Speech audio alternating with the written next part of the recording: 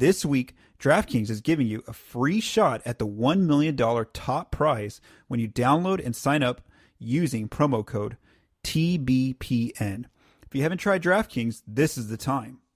Even though you may not be able to hit the course with the pros, DraftKings is giving you the chance to scratch your competitive itch and reign supreme.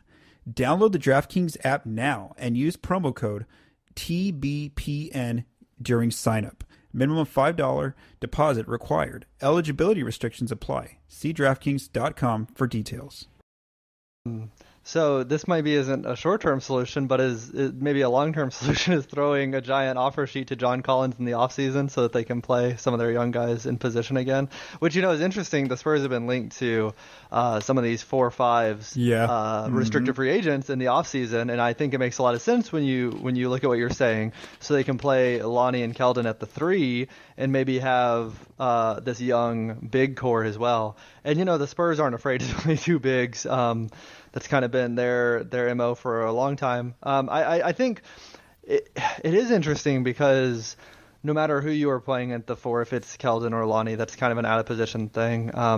And I wonder, instead of really focusing on who's starting the game at that position, maybe once Lonnie comes back, they kind of do it by who's hot that game in terms of who closes the game at that position. And just kind of play it by ear from that situation, because I know there was times where Keldon was doing awesome in the starting lineup and Lonnie was kind of struggling. And so I think if they take it a game-by-game basis and they kind of see who has the hot hand and have that player kind of be in the closing lineup there, and then obviously they can kind of tinker with that and have lineups where both of them are out there too. But I think if they're going to have one out there, I think really figuring out kind of who's playing better that game and having them close the game, because they are still young players and they are still working on their consistency. I think that's the biggest thing for them.